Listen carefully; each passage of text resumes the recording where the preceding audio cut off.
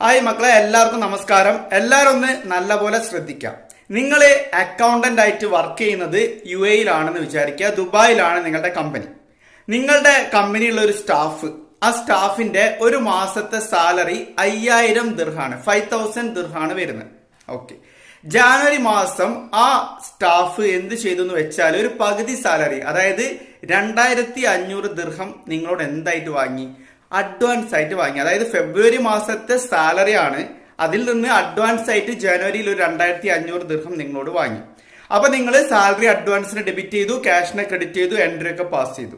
Okay, ഇനി അടുത്ത മാസം ഫെബ്രുവരി മാസം നിങ്ങൾ സാലറി കൊടുക്കുമ്പോൾ, ആ സ്റ്റാഫിന് നിങ്ങൾ സാലറി കൊടുക്കുമ്പോൾ എങ്ങനെയായിരിക്കും നിങ്ങൾ അഡ്ജസ്റ്റ്മെന്റ് എൻട്രി പാസ് ചെയ്യുക? സാലറി 5000 ആണ്, ഫെബ്രുവരിയിലെ സാലറി 5000 ആണ്, പക്ഷെ 2500 ജനുവരിയിൽ വാങ്ങിക്കഴിഞ്ഞു.